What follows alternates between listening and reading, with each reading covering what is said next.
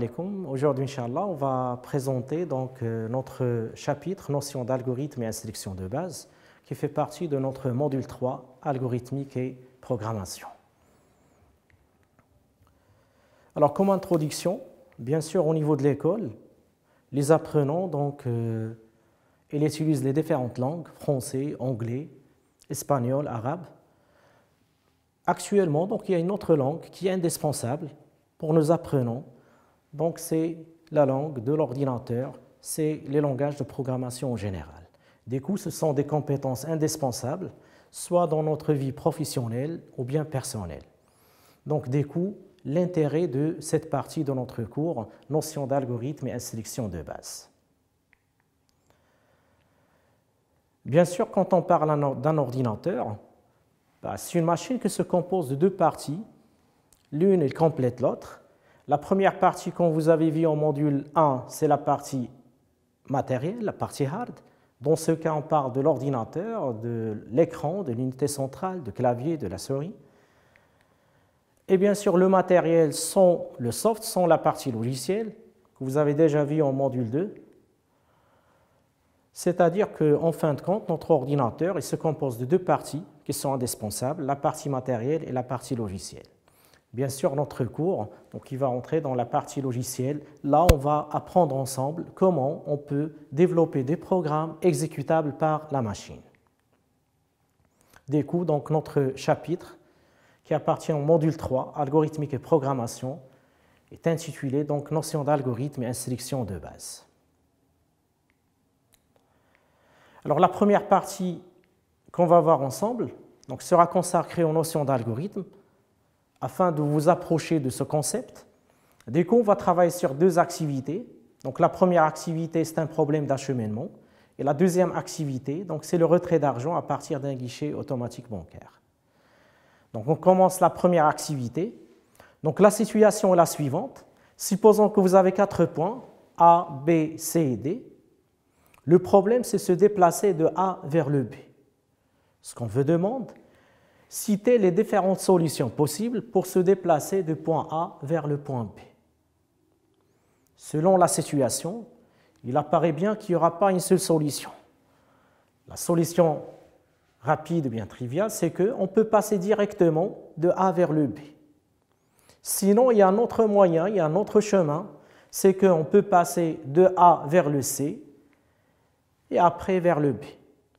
Sinon, donc on peut passer de A vers le C, vers le D. Et bien sûr, ça, il y a deux chemins, soit de AD vers le B directement, soit le AC vers D et puis vers le B. En fin de compte, on a combien de problèmes? Donc il y a un seul problème, c'est qu'on aimerait bien se déplacer de A vers le B. Alors ce problème nous a généré 4 solutions pour le moment. Donc on peut passer directement, comme on peut passer par les autres chemins. Du coup, donc on peut dire que si vous avez un problème et vous voulez le résoudre, peut-être que votre problème peut être résolu par plusieurs solutions. La deuxième activité donc, sera consacrée au retrait d'argent à partir d'un GAB, guichet automatique bancaire.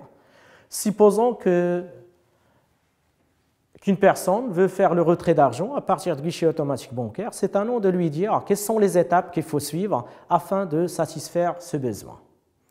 Bien sûr, si on est devant le GAB, avant de faire quoi que ce soit, donc il faut utiliser votre carte. Du coup, la première opération, c'est introduire la carte.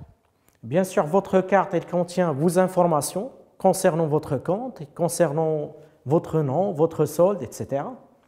Une fois la carte est introduite, donc le guichet automatique, donc il va lire les informations que vous avez mises dedans. Et bien sûr, donc pour sécuriser les données que vous avez sur votre carte, le GAB il va vous demander de taper le code. Bien sûr, à ce niveau-là, lorsqu'on tape le code, soit vous tapez le code correctement, et du coup, vous allez passer à l'étape suivante. Sinon, donc, le système, ou bien le GAB, il va vous demander de retaper le code, et vous avez bien sûr 3 essais. Étape 3, le guichet automatique ne permet pas seulement le retrait. Donc on peut consulter notre solde, on peut faire le chargement, si vous voulez, de la carte. Donc, du coup, l'étape 3, ça va être choisir le retrait. C'est l'opération qu'on aimerait bien atteindre dès le départ. Une fois que vous faites le choix de retrait, donc l'étape suivante, le GAB il va vous proposer des montants. Alors du coup, on va passer à l'étape, choisir le montant. Et à la fin, si tout ça se passe bien, avant que le GAB répond à votre demande, donc il va faire vérification des soldes. Est-ce que vous avez suffisamment de soldes pour satisfaire cette demande? Et à la fin, si tout ça se passe bien, vous allez récupérer votre carte, plus argent et un ticket au cas de besoin. À partir de cette activité, il apparaît bien que pour atteindre notre objectif, on est obligé de passer par étapes. Ma question, est-ce qu'on peut échanger l'ordre de ces différentes étapes? Bien sûr que non. Je ne peux pas lui donner l'argent et après, donc, je vais lui dire qu'en quoi vous n'avez pas suffisamment de solde pour faire l'opération. Du coup, je vais demander de noter que l'ordre est très, très important. Donc, à partir de ces deux activités, on peut conclure que quand on parle algorithmique, on parle d'un couple problème-solution, c'est-à-dire que l'algorithmique, c'est un concept qui permet la résolution d'un problème. Selon toujours les deux activités qu'on vient de faire, donc un algorithmique est une suite d'actions, des étapes, des phases.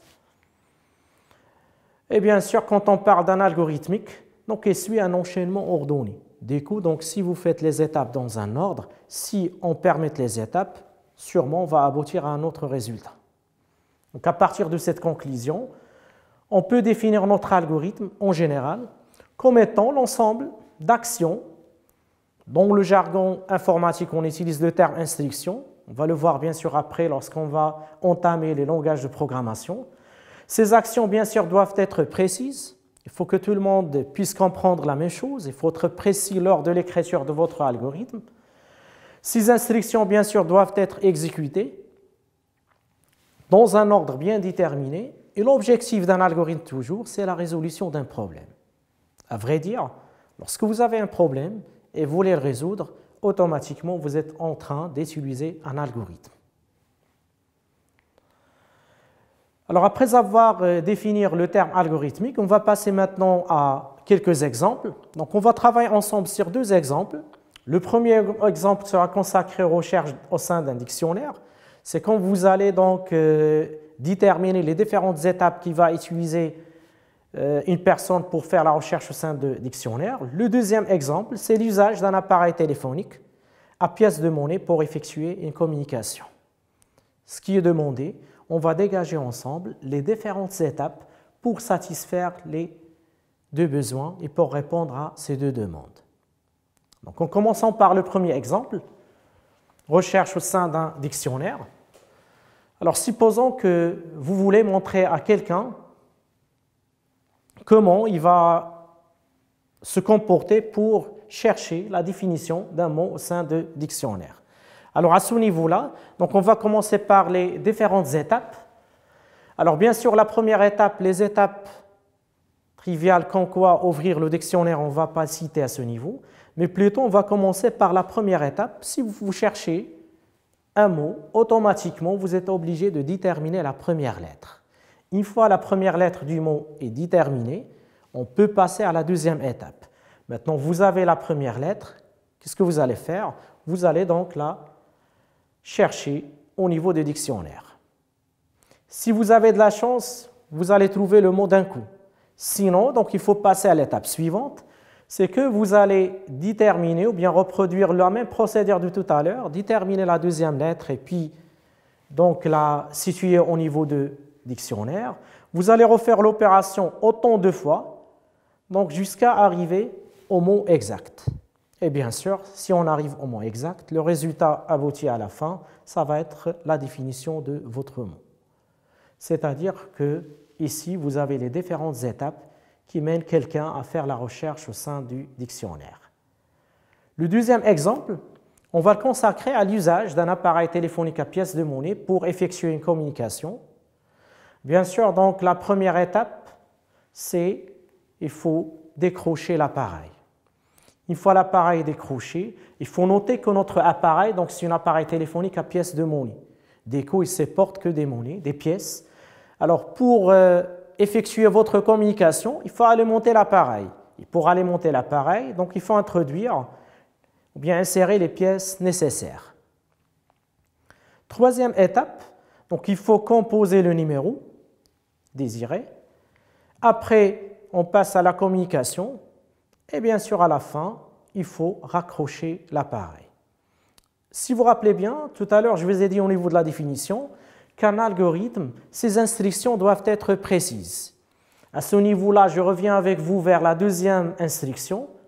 Donc, j'avais dit insérer des pièces et pas d'argent, puisque si je mets insérer de l'argent, alors l'argent, ça peut être des pièces, ça peut être des billets. Alors, des coups, ça va être une instruction qui est imprécise. Des coups, je vous recommande toujours, lors de l'écriture de votre algorithme, de mettre en place des instructions précises qui seront comprises avec la même façon pour tout le monde. Donc, après avoir parlé de la définition et après avoir traité deux exemples, donc on va passer maintenant vers les caractéristiques d'un algorithme. Alors, pour dégager les caractéristiques d'un algorithme, donc on va travailler sur deux activités. Alors, la première activité, il vous montre qu'il y en a 3 personnes. On lui demande de résoudre le même problème. La question, est-ce que ces différentes personnes ils vont proposer la même solution? Pas forcément. Peut-être que le même problème, il est vu avec la première personne, il va proposer une solution, la deuxième, une autre solution, ainsi de suite. Il y a bien sûr une possibilité que tout le monde puisse donner la même solution, mais quand même, il y a la possibilité que chacune de ces différentes personnes peut proposer leur propre solution. Du coup, quand on parle de solution, il y a une touche personnelle. Du coup, donc la solution, il dépend plutôt de la créativité de la personne. Et quand je dis créativité de la personne, c'est sa personnalité, c'est son niveau d'études, c'est sa culture, ainsi de suite. Ce qu'on peut tirer à partir de cette activité, que si on donne le même problème à plusieurs personnes, peut-être qu'on va aboutir à des solutions différentes. Du coup, le même problème peut avoir plusieurs solutions et la solution peut être impactée par la créativité de la personne en général. La deuxième activité, si je me pose la question suivante, un algorithme doit être fini ou bien infini? On revient un petit peu en arrière vers les deux exemples. On a cité les étapes. Il y a un début, puis il y a la fin. Si notre algorithme n'aboutit pas à un résultat, s'il est infini, c'est-à-dire qu'on ne va pas aboutir à un résultat. Et s'il n'aboutit pas à un résultat, c'est-à-dire qu'il n'y a pas de solution. Du coup, donc notre algorithme, parmi ses caractéristiques, doit être fini pour aboutir à un résultat. À partir de ces deux activités, on peut citer les caractéristiques d'un algorithme sous la forme suivante. Donc, la réalisation d'un algorithme est un acte créatif basé sur la logique. Un algorithme doit être fini et bien sûr, il doit se terminer après un nombre fini d'opérations bien d'instructions. Un même problème peut être résolu au moyen de plusieurs algorithmes. Donc ça représente donc les différentes caractéristiques, c'est-à-dire lorsque vous écrivez votre algorithme, donc essayez de l'analyser, essayez de voir est-ce qu'il respecte ces différentes caractéristiques. Donc après avoir parlé de la notion d'algorithme, on passe à une partie très importante autour de l'algorithmique et de la programmation, c'est la notion de données en général. Puisque quand on parle d'algorithme, on va développer donc des instructions. Ces instructions auront besoin des données. À titre d'exemple, tout à l'heure, je vous ai parlé de GAB. Alors, pour utiliser le GAB, vous êtes obligé d'insérer votre carte. Alors, votre carte, elle contient des données, telles que votre nom, votre solde, votre compte bancaire, ainsi de suite. Alors, du coup, la deuxième partie, on va le consacrer à la notion de données. Alors, soit une donnée X, donc on peut le comparer à ce que vous faites en physique, en mathématiques, en sciences naturelles, en sciences d'ingénierie en général, déterminer les différentes caractéristiques de cette donnée. Supposons qu'on est en mathématiques. Donc, il y a une donnée qui s'appelle X, il y a une autre qui s'appelle Y. En physique, on peut parler de la vitesse, on peut parler de la température, on peut parler de la hauteur. Du coup, lorsqu'on parle d'une donnée en général, il faut lui donner un nom. C'est le premier caractéristique d'une donnée. Deuxième des choses, Donc chaque donnée doit avoir une valeur. Quand vous faites en mathématiques x est égal à 1, à ce niveau-là, vous êtes en train d'affecter une valeur à x pour pouvoir l'exploiter et l'utiliser après.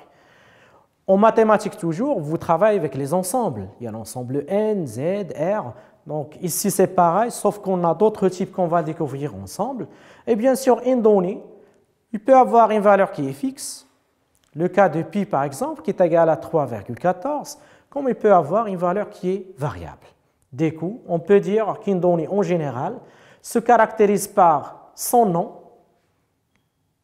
à partir duquel on peut l'identifier par rapport aux autres variables, par sa valeur, prise lors de l'exécution de l'algorithme, par sa nature, est-ce que cette donnée garde la même valeur, du coup c'est une constante, ou bien change leur valeur au cours de l'algorithme, on parle dans ce cas-là d'une variable, et bien sûr de son type. Bien sûr, nous, au-delà des mathématiques, il n'y a pas que les chiffres, on pilote même les caractères, les booléens qu'on va découvrir tout de suite. Alors, on va essayer de découvrir chaque caractéristique en commençant par le nom. Ou bien, avant de découvrir les caractéristiques, on va essayer de faire l'activité suivante, puisque après avoir parlé des caractéristiques des données, on aimerait bien savoir quels sont les types de données qu'on peut avoir dans un algorithme. À ce niveau-là, on revient toujours vers le cas de GAB, de guichet automatique bancaire. On aimerait bien déterminer ensemble les données d'entrée, bien ce qu'on appelle input data, et les données de sortie qui représentent les output data. Alors, tout à l'heure, selon l'exemple numéro 2, il apparaît bien que les données d'entrée, c'est votre carte plus votre code. Donc, vous allez introduire votre carte qui contient les données de votre compte et vous allez saisir votre code. Alors, ces données seront lues par votre GAB. Après avoir traité votre opération, il va générer donc des données de sortie. Alors, pour les données de sortie, donc vous allez récupérer votre carte, vous allez récupérer l'argent au cas où vous faites le retrait et puis un reçu au cas de besoin. C'est-à-dire qu'il y a des données qu'on va introduire nous-mêmes à notre algorithme, il y a des données qui seront produites par l'algorithme lui-même. Du coup, il faut séparer entre ce qu'on appelle les données d'entrée et puis les données de sortie.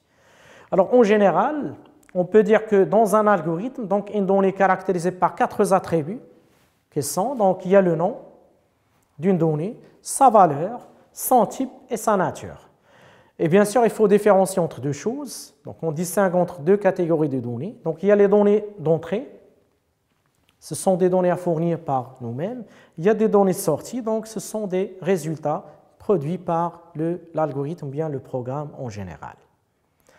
Donc, on va découvrir maintenant donc, les différentes caractéristiques dont on a parlé tout à l'heure, à savoir le nom, la valeur, le type et puis la nature.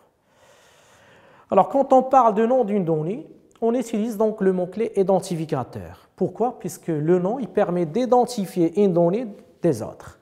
Alors, du coup, donc, ça représente un nom symbolique représentant la donnée dans un algorithme. Symbolique, tout à l'heure, je vous ai dit qu'en physique, pour la vitesse, on utilise le V. Pour le temps, on utilise le T. Donc, du coup, la même chose ici. Donc, on aimerait bien utiliser des noms qui sont symboliques. À titre d'exemple, je peux déclarer une variable X, je peux déclarer une variable qui s'appelle somme, une variable qui s'appelle mot, produit. Et bien sûr, comme je vous ai dit tout à l'heure, il faut donner des noms significatifs pour faciliter la lecture de votre algorithme et leur exécution après sur la machine. Deuxième caractéristique d'une donnée, c'est la valeur. Alors la valeur, donc il représente donc une valeur prise par la donnée au cours de l'exécution de l'algorithme. En algorithmique, normalement, en mathématiques, on utilise le symbole égal pour affecter une valeur à une variable. Ici, en algorithmique, c'est surtout donc on utilise une flèche vers la gauche. Alors, comme celui-là. Donc, soit la variable x. Si vous voulez affecter une valeur à cette variable, donc on procède avec la façon suivante. X reçoit. On va le découvrir après lorsqu'on va parler des instructions de base. L'essentiel, cette valeur, elle est prise par notre algorithme, par la variable au cours de l'algorithme en général. La quatrième, si vous voulez, la troisième caractéristique, c'est le type de donnée. Alors, quand j'ai des types de données, je prends un exemple très simple. Supposons X appartient à l'ensemble N. Quelles sont les valeurs que peut prendre cette donnée? Alors, bien sûr, ce sont les chiffres naturels, n'est-ce pas, qui commencent de 0, 1, etc. Dès qu'on peut dire que l'ensemble des valeurs que peut prendre une donnée, c'est ça son type. En informatique, en algorithmique, il n'y a pas que les chiffres. On va découvrir sur le tableau suivant, vous avez les entiers, donc c'est l'ensemble Z. Vous avez donc les réels, c'est l'ensemble R. En plus des chiffres, on travaille avec d'autres types. Alors là, le troisième type, c'est les caractères. Alors quand je dis caractères en général, ça peut être soit une lettre, soit un chiffre, soit un symbole. Comme c'est l'exemple suivant, donc je peux avoir le caractère A, je peux avoir le caractère arrobas qui représente un symbole, je peux avoir le caractère 4. Je vous demande de remarquer que par des règles syntaxiques, le caractère sera délimité par simple cote. Il n'y a pas que le caractère. Si on prend par exemple votre adresse mail, donc il est composé de quoi en fait? Normalement, c'est un ensemble de caractères. Du coup, à ce niveau-là, on peut dire qu'après les caractères, on peut parler de chaînes de caractères. Par exemple ici, Maroc 2010, Euro 2016, Atlas, etc. Le dernier type, c'est ce qu'on appelle le booléen. Alors un booléen, c'est une donnée qui peut être soit vraie, soit faux, soit 0, soit 1.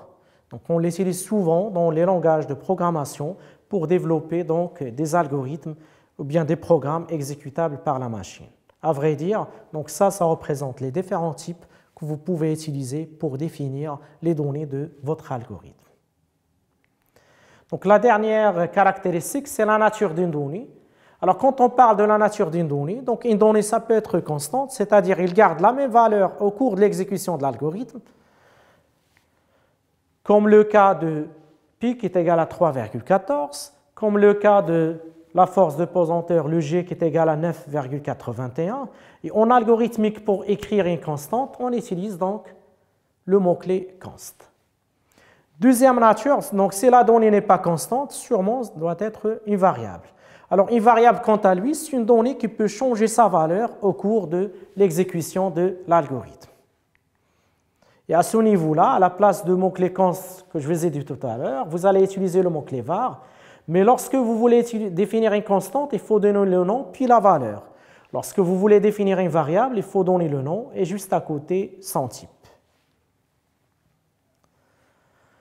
Donc après avoir parlé de notion de données, on revient vers la définition pour vous dire quel est le rôle de l'algorithme. Selon ce qu'on vient de voir jusqu'à maintenant, c'est la résolution d'un problème. Alors du coup, on va découvrir ensemble quelle est la démarche algorithmique. Si je veux rédiger un algorithme devant un problème que j'aimerais bien résoudre, quelle est la méthode? Bien, comment je dois se comporter pour résoudre le problème.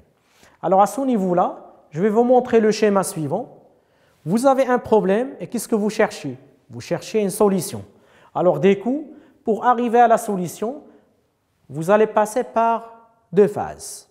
Alors, vous avez votre problème, il est clair, et vous cherchez une solution pour résoudre ce problème.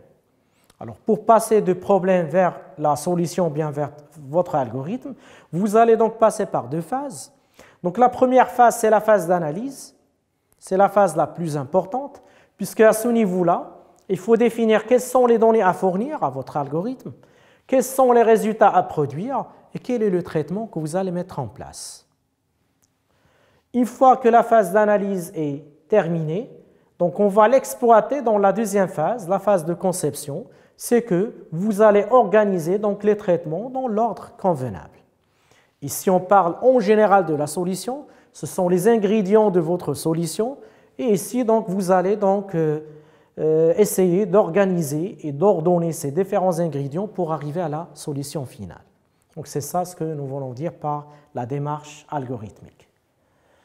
Donc après avoir parlé de démarche algorithmique, la dernière partie consacrée à notre premier chapitre, notion d'algorithme et instructions de base, c'est ce qu'on appelle les instructions de base. À vrai dire, les instructions indispensables que vous allez rencontrer dans tous les algorithmes que vous allez développer. Alors à ce niveau-là, on va parler de trois instructions. Alors la première instruction, c'est l'instruction de lecture. Tout à l'heure, je vous ai dit que lorsque vous faites l'introduction de votre carte au niveau de GAB, le GAB va lire les données. Du coup, donc la première instruction, ça va être la lecture. La deuxième instruction, c'est l'écriture, ou plutôt l'affichage. Le GAB, comment il communique avec l'utilisateur ou bien avec la personne qui cherche, qui est en train de faire le retrait. Alors, via son écran, il affiche des informations pour pouvoir communiquer donc l'évolution de l'opération avec l'utilisateur. Et bien sûr, la dernière instruction de base qu'on va découvrir ensemble, c'est l'affectation. Alors, on commence par la lecture. Il est qualifié comme étant une instruction d'entrée. Je vous donne un exemple très simple. Vous voulez accéder à votre boîte email, automatiquement, vous êtes censé écrire votre email et puis votre mot de passe. Alors, le serveur Gmail ou quoi que ce soit, il va essayer de lire les informations que vous allez saisir. C'est-à-dire que cette instruction, c'est une instruction indispensable dans un algorithme. On peut dire que la lecture, c'est l'action, bien l'ordre, qui permet d'introduire des données dans un algorithme. Syntaxiquement, pour utiliser cette instruction de lecture, donc on utilise le mot-clé lire. Et entre parenthèses, le nom de variable qu'on aimerait bien lire. Par exemple, ici, donc on peut avoir lire le prix, lire les informations de la carte, lire l'email de l'utilisateur, ainsi de suite. Deuxième instruction, c'est l'instruction de base, bien sûr, c'est l'écriture ou bien l'affichage. Il est qualifié comme étant une instruction de sortie. Donc à partir de son nom, il permet de communiquer ce qui se passe au niveau d'algorithme avec l'utilisateur final. Du coup, donc cette instruction, bien cette action, c'est une action qui permet de communiquer le résultat dans un algorithme. Là, syntaxiquement, on utilise tout à l'heure, on a utilisé le mot-clé lire. Maintenant, on va utiliser donc le mot-clé écrire et puis le nom de la donnée. À titre d'exemple, écrire entre parenthèses résultat. On va découvrir un exemple après et vous allez bien comprendre l'impact de ces différentes instructions. Alors après l'écriture et la lecture et puis l'écriture, on passe à la dernière instruction de base, c'est l'affectation. Alors tout à l'heure, je vous ai dit que l'algorithme, donc il doit être développé autour de données. Alors ces données-là, ils ont besoin des informations, bien des valeurs. Alors c'est cette instruction qui va satisfaire cette opération. Du coup, on peut dire que l'affectation générale, donc c'est l'opération qui permet de ranger la valeur d'une expression dans une variable. On va prendre un exemple pour plus de détails. Bien sûr, quand on parle d'expression, c'est une combinaison d'opérateurs et puis d'opérandes. Quand je parle du point de vue arithmétique, les opérateurs, on peut citer l'addition, la soustraction, la multiplication, la division. Et si vous avez l'exemple suivant, quand je vous ai dit tout à l'heure sur le tableau, en algorithmique, on utilise donc le symbole flèche vers la gauche. C'est l'équivalent du symbole égal, comme je vous ai dit tout à l'heure, lorsqu'on a parlé de la valeur d'une donnée. Alors, à titre d'exemple, vous avez ici deux variables, A et B. A, on lui affecte la valeur 3. Le B, on lui affecte la valeur 5. Je peux créer une autre variable, somme.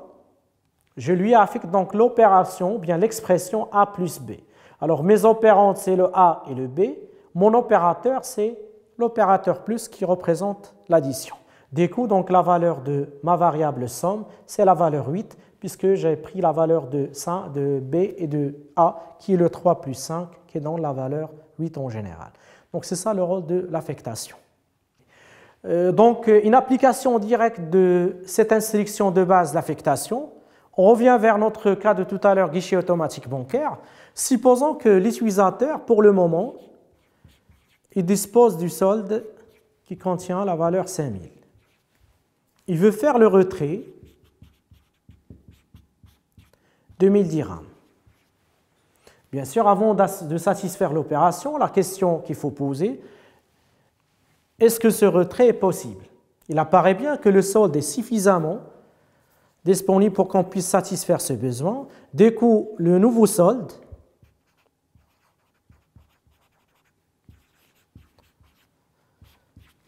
c'est l'ancien solde moins la valeur de retrait. Donc à ce niveau-là, le solde et puis le retrait, ces deux variables représentent nos opérandes. Et ça, il représente notre opérateur, c'est l'opérateur de soustraction. Du coup, donc le nouveau solde,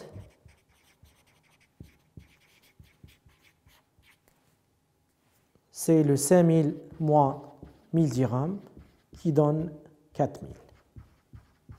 Seulement, c'est une application directe de notre instruction d'affectation.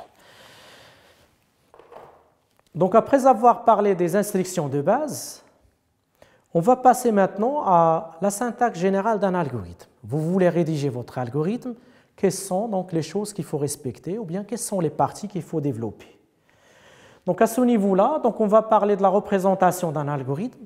Si vous avez un algorithme, il y a deux moyens pour la représenter. Alors, la première, c'est qu'on utilise, si vous voulez, un pseudocode.